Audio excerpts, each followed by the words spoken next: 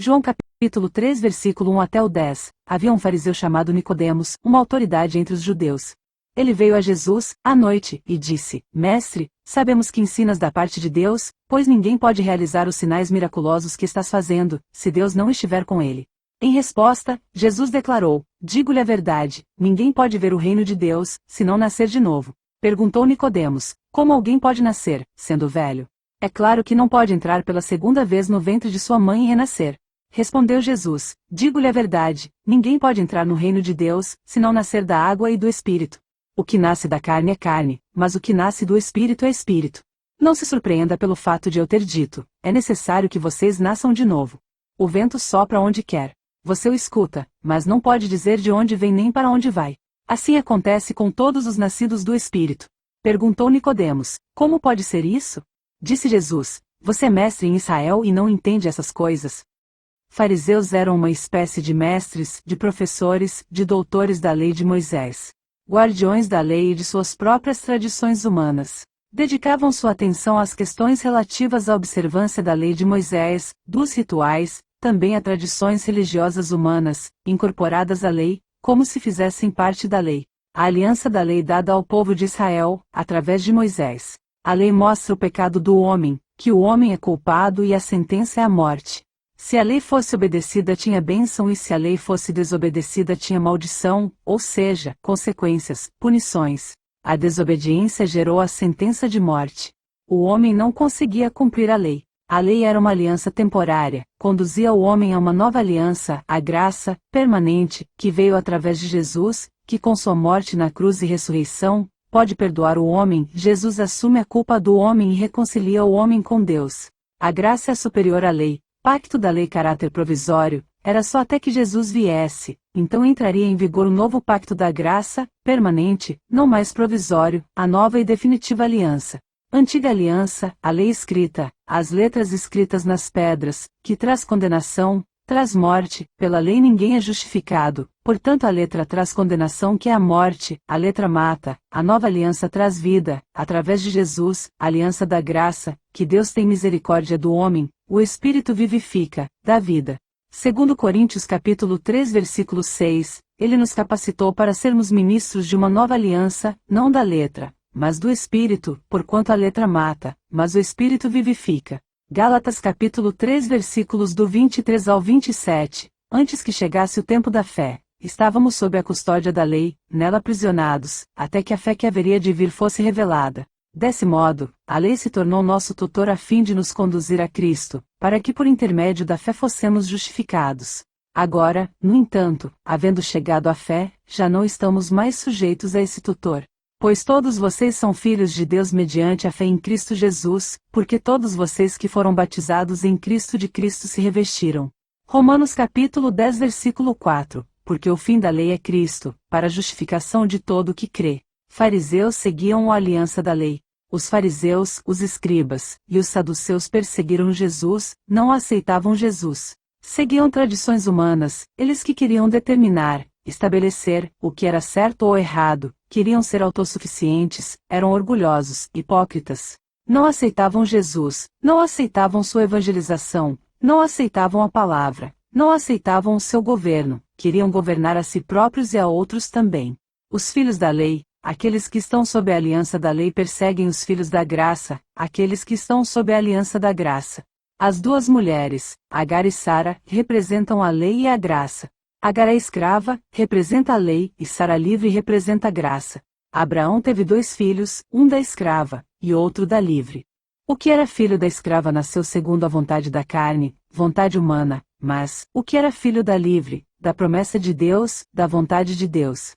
Ismael e Isaque representam, respectivamente, o agir humano com suas consequências, e o agir divino, e sua misericórdia. Todos os que estão debaixo da lei são escravos, pois são nascidos segundo a carne, segundo a vontade humana, aqueles que fazem sua própria vontade. A vontade da carne. Mas os nascidos da livre da graça, nascidos da vontade de Deus, da promessa feita e cumprida por Deus, pela vontade de Deus, fazem a vontade de Deus. O que era gerado segundo a carne perseguia o que o era segundo a vontade de Deus. Ismael, filho da escrava Agar, perseguiu Isaque, o filho da Sara, a livre. Continua sendo assim, Os carnais perseguem os nascidos de novo, que vivem segundo a vontade de Deus. Gálatas capítulo 4 versículo 29, Ismael, o filho nascido da vontade humana, perseguiu Isaque, o filho nascido do poder do Espírito, e o mesmo ocorre agora. Os filhos de Satanás perseguem os filhos de Deus. Não pode ter comunhão entre o bem e o mal, não pode ter amizade entre o bem e o mal. O que tem em comum entre o mal e o bem? Nada.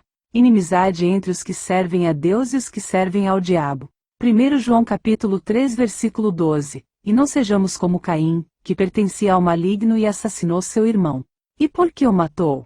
Porque suas obras eram más e as de seu irmão eram justas. Jesus reprovou as práticas dos fariseus, dos escribas e dos saduceus. Eram legalistas. Ou seja, a lei ajuda a ganhar a salvação. Não se consideravam pecadores, se consideravam merecedores, que poderiam salvar a si mesmo por seus próprios esforços, por seus méritos, mas sem Jesus não existe salvação. Alguém daquela época poderia pensava que se alguém fosse fiel a Deus naquele tempo, certamente seriam os fariseus. Os fariseus debatiam com Jesus. Os evangelhos descrevem controvérsias entre Jesus e os fariseus.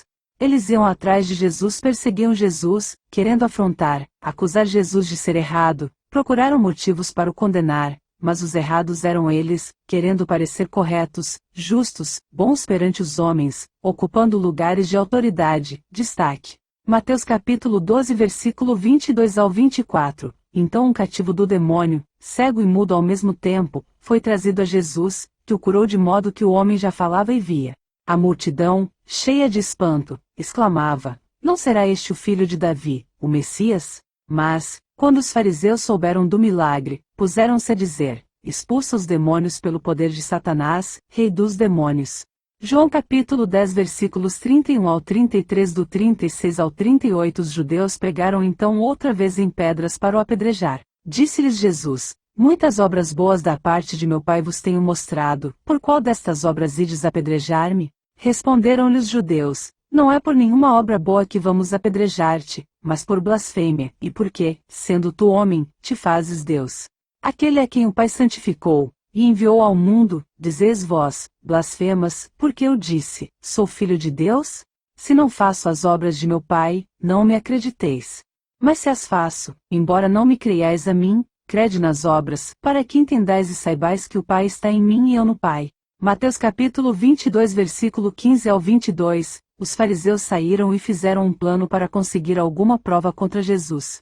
Então mandaram que alguns dos seus seguidores e alguns membros do partido de Herodes fossem dizer a Jesus: Mestre, sabemos que o Senhor é honesto, ensina a verdade sobre a maneira de viver que Deus exige e não se importa com a opinião dos outros, nem julga pela aparência. Então o que o Senhor acha? É ou não é contra a nossa lei pagar impostos ao imperador romano?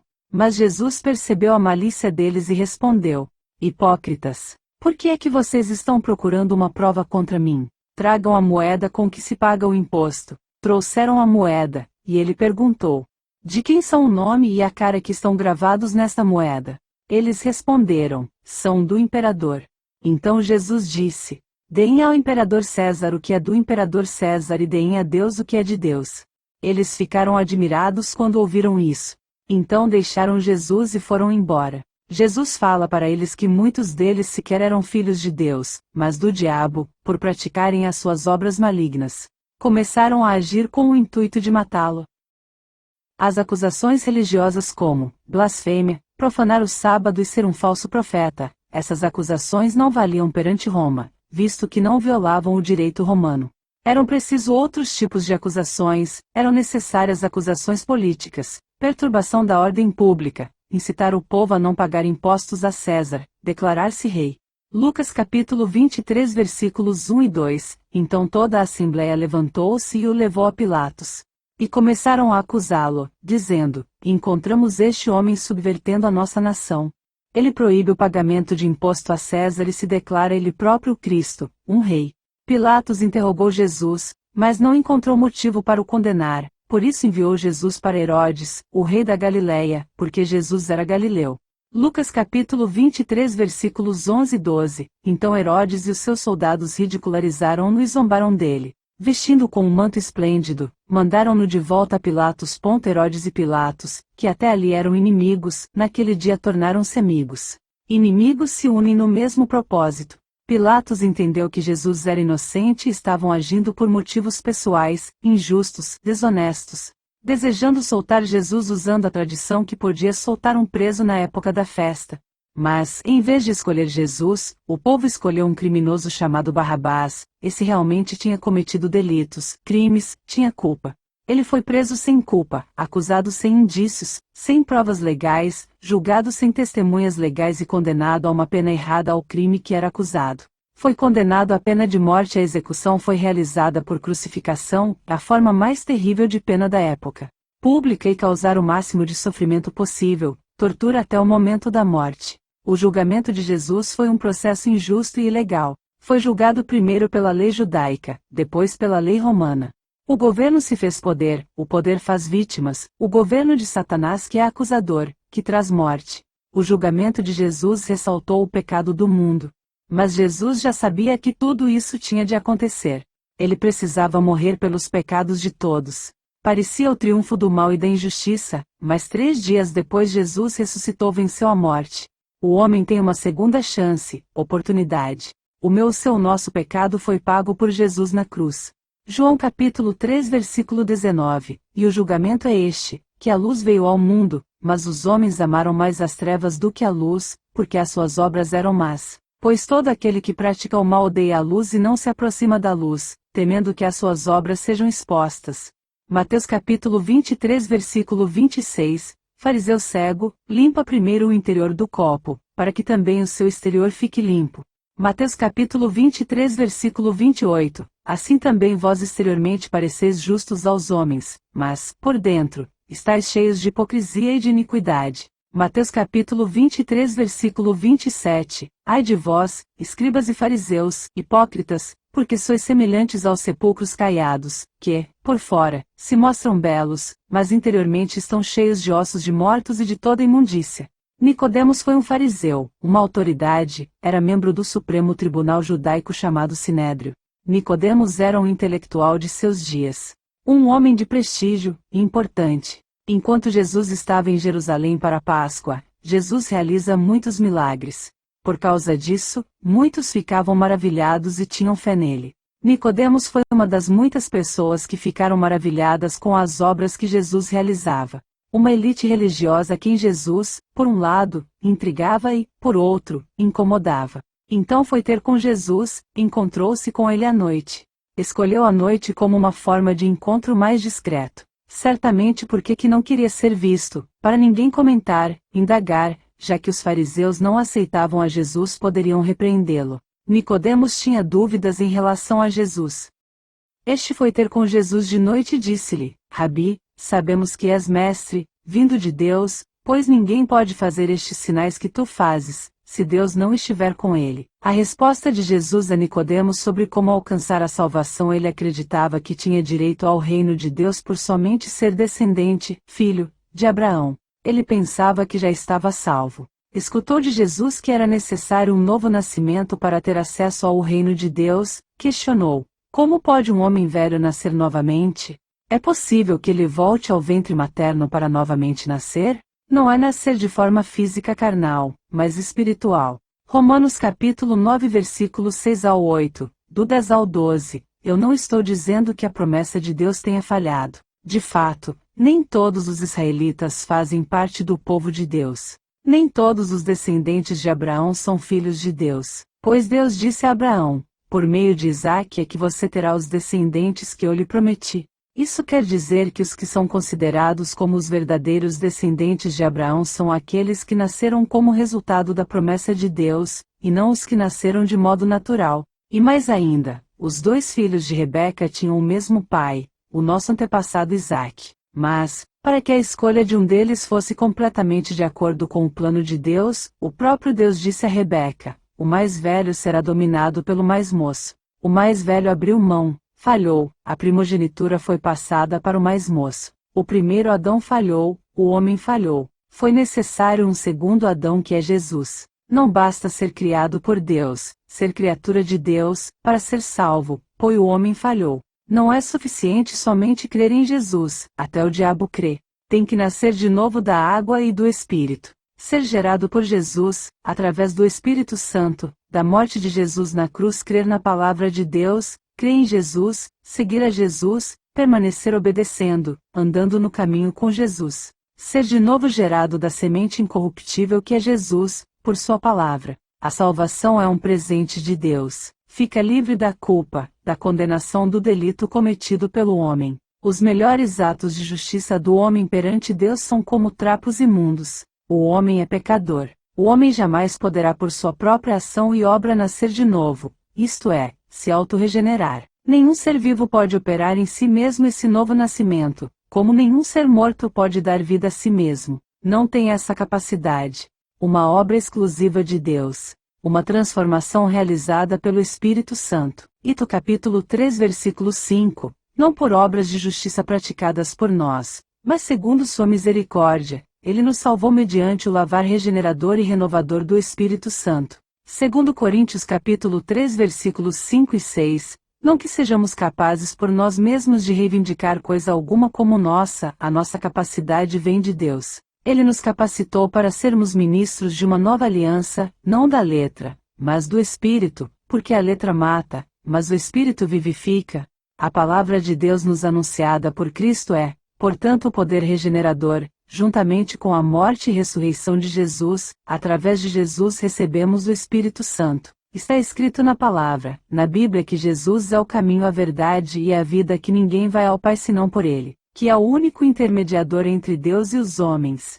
João capítulo 6 versículo 63, as palavras que eu vos disse são Espírito e vida. Jesus é o Verbo, palavra que se fez carne e habitou entre nós, a palavra viva. Água serve para lavar, limpar, purificar, são simbolizados pela água. O Espírito Santo, sangue de Jesus, a palavra que Jesus anunciou, a Escritura, ou seja, a Bíblia. Quando um dos soldados furou o lado de Jesus com uma lança, na sua execução, crucificação, saiu sangue e água, tudo representado nele, Espírito Santo, água, sangue, palavra. 1 João, capítulo 1 versículo 7, mas, se andarmos na luz, como Ele na luz está, temos comunhão uns com os outros, e o sangue de Jesus Cristo, seu Filho, nos purifica de todo pecado. Hebreus, capítulo 9 versículo 14, quanto mais o sangue de Cristo, que, pelo Espírito Eterno, se ofereceu a si mesmo imaculado a Deus, purificará a vossa consciência das obras mortas, para servirdes ao Deus vivo. Isaías, capítulo 44 versículo 3, porque derramarei água sobre o sedento e torrente sobre a terra seca, derramarei o meu espírito sobre a tua posteridade e a minha bênção sobre a tua descendência. Efésios, capítulo 5 versículos 25 e 26, Cristo amou a igreja e entregou-se a si mesmo por ela para santificá-la, tendo-a purificado pelo lavar da água mediante a palavra. Isaías, capítulo 55, versículos 10 e 11, assim como desce a chuva e a neve dos céus, e para lá não torna, mas rega a terra, e a faz produzir, e brotar, e dar semente ao semeador, e pão ao que come, assim será a palavra que sair da minha boca, ela não voltará para mim vazia, antes, fará o que me apraz, e prosperará naquilo para que a enviei. 1 Pedro, capítulo 1 versículo 23, sendo de novo gerados, não de semente corruptível, mas da incorruptível, pela palavra de Deus, viva, e que permanece para sempre. Efésios capítulo 1 versículo 13, em quem também vós, depois que ouvistes a palavra da verdade, e o evangelho da vossa salvação, tendo nele também crido, fostes selados com o Santo Espírito da promessa. Romanos capítulo 8 versículo 14, pois todos os que são conduzidos pelo Espírito de Deus são filhos de Deus. Perguntou Nicodemos, como pode ser isso? Disse Jesus, você é mestre em Israel e não entende essas coisas? Escribas são os vigilantes da lei de Moisés, autoridades da lei, mestres, doutores da lei, são cultos, conhecem muito a palavra. Um homem que é uma autoridade em Israel, um mestre, um doutor, não sabia o significado espiritual. Jesus e Nicodemos iniciam então uma conversa, que se transforma em um profundo ensinamento de Jesus, que vai, mostrando, ensinando. A lei de Moisés é carnal e a graça é espiritual. 1 Coríntios capítulo 2 versículo 14, ora, o homem natural não compreende as coisas do Espírito de Deus, porque lhe parecem loucura, e não pode entendê-las, porque elas se discernem espiritualmente. 1 Coríntios capítulo 3 versículo 19, porque a sabedoria deste mundo é loucura diante de Deus, pois está escrito, ele apanha os sábios na sua própria astúcia. Gálatas capítulo 3 versículos do 1 ao 11, ó Gálatas insensatos! Quem vos enfeitiçou? Ora, não foi diante dos vossos olhos que Jesus Cristo foi exposto como crucificado? Quero tão somente que me respondais, foi por intermédio da prática da lei que recebestes o Espírito Santo, ou pela fé naquilo que ouvistes? Estais tão enlouquecidos assim, a ponto de, tendo começado pelo Espírito de Deus, estar desejando agora vos aperfeiçoar por meio do mero esforço humano? É possível que vos tenha sido inútil sofrer tudo o que sofrestes? Se é que isso foi por nada. Aquele que vos dá o seu Espírito, e que realiza milagres entre vós, será que assim procede pelas obras da lei, ou por meio da fé com a qual recebestes a palavra? Considerai, pois, o exemplo de Abraão. Ele creu em Deus, e isso lhe foi creditado como justiça.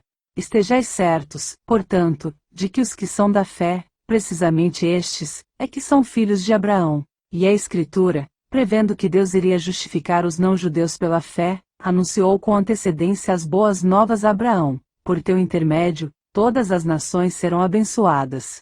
Desse modo, os que são da fé são abençoados juntamente com Abraão, homem que realmente creu. Pois todos os que são das obras da lei estão debaixo de maldição, porquanto está escrito, maldito todo aquele que não persiste em praticar todos os mandamentos escritos no livro da lei. É, portanto, evidente que diante de Deus ninguém é capaz de ser justificado pela lei, pois o justo viverá pela fé. A lei não é fundamentada na fé, ao contrário, quem praticar esses mandamentos, por eles viverá. Foi Cristo quem nos redimiu da maldição da lei quando, a si próprio se tornou maldição em nosso lugar, pois como está escrito, maldito todo aquele que for pendurado no madeiro. Isso aconteceu para que a bênção de Abraão chegasse também aos gentios em Jesus Cristo, a fim de que recebêssemos a promessa do Espírito Santo pela fé, a lei e a graça da promessa. Caros irmãos, eu vos falarei em termos simplesmente humanos. Assim, mesmo considerando que um testamento seja feito por mãos humanas, ninguém o poderá anular depois de haver sido ratificado, nem ao menos lhe acrescentar algo.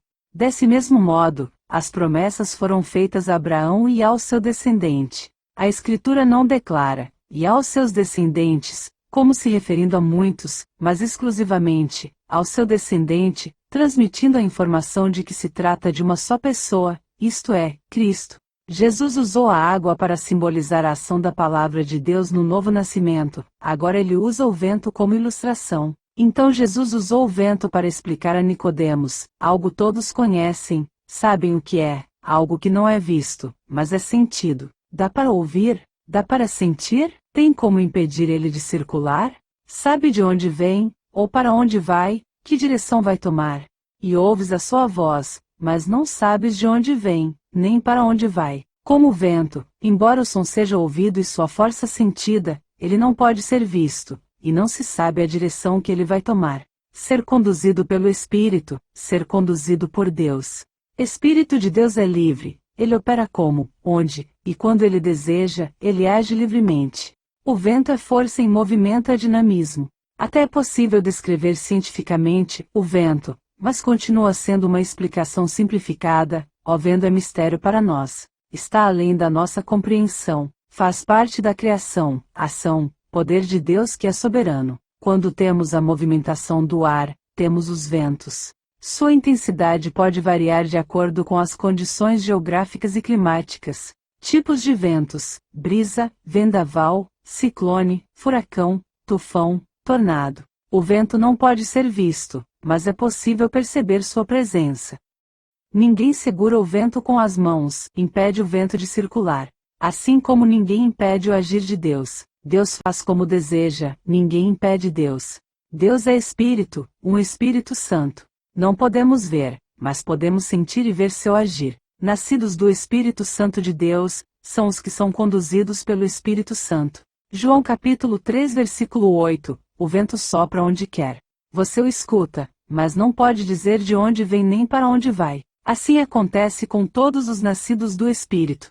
João 3:11-13 Em verdade lhe digo que falamos do que conhecemos e testemunhamos do que vimos, mas, mesmo assim, vocês não aceitam o nosso testemunho. Eu falei de coisas terrenas, e vocês não creram. Como crerão se eu falar de coisas celestiais? Ninguém jamais subiu ao céu, a não ser aquele que veio do céu, o Filho do Homem. Nicodemos conhecia a lei, apesar de conhecer as Escrituras. Não entendia as coisas do Espírito. Estava escrito no Velho Testamento, que Jesus viria, eram coisas sabidas por eles, profecias cumpridas através da vida de Jesus, ele fazia milagres, estavam vendo os milagres testemunhando, não queriam acreditar na mensagem por Jesus pregada, estava falando de coisas da terra e não acreditavam, como vão acreditar nas coisas do céu? Ou seja, é espiritual. Jesus continua falando mais a respeito para que ele possa entender. João capítulo 3 versículos 14 e 15 Assim como Moisés ergueu a serpente no deserto, assim será erguido o Filho do Homem para que todo aquele que nele crer tenha vida eterna. Muito tempo antes, na época de Moisés, quando estava guiando o povo, onde milagres acontecerem, o povo via muitos milagres, no caminho o povo perdeu a paciência e começou a falar contra Deus e contra Moisés. A serpente que é Satanás tem envenenado a muitos, muitos têm escolhido a Satanás.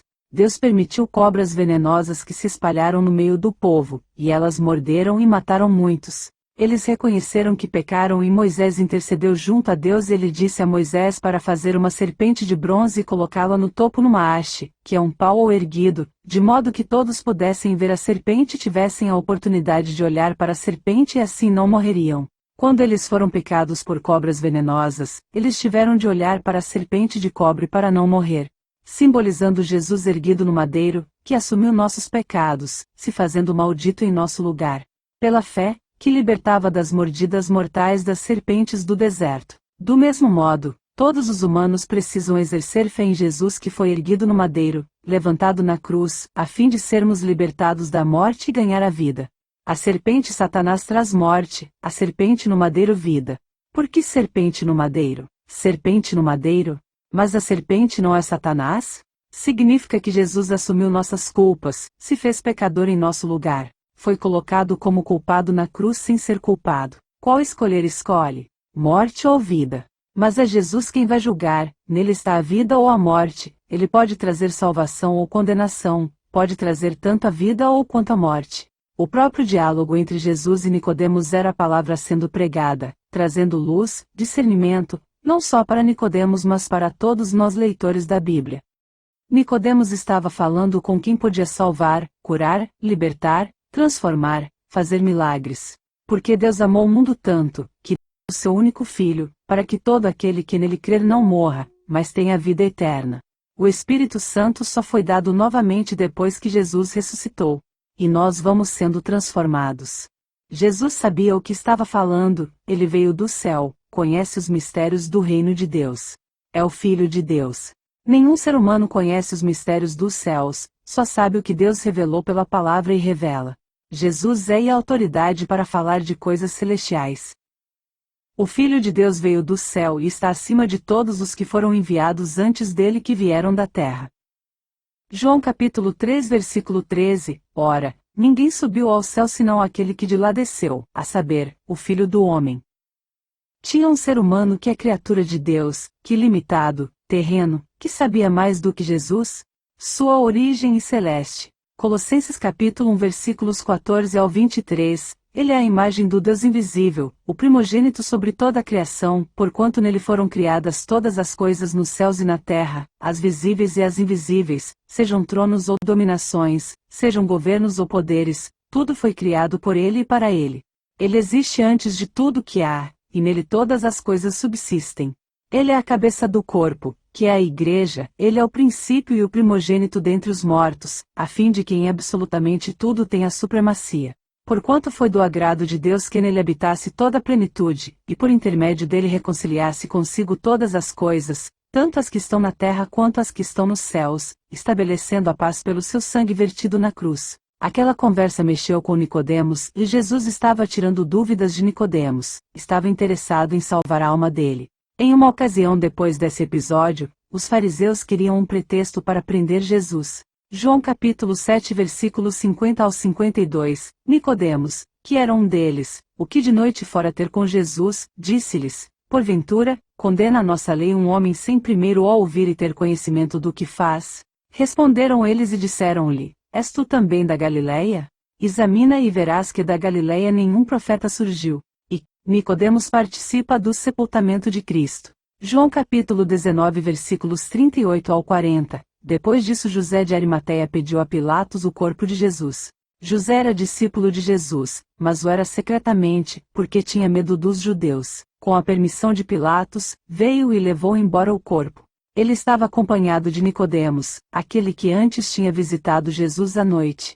Nicodemos levou cerca de 34 quilos de uma mistura de mirra e aloés. Tomando o corpo de Jesus, os dois o envolveram em faixas de linho, juntamente com as especiarias, de acordo com os costumes judaicos de sepultamento. Glórias a Deus!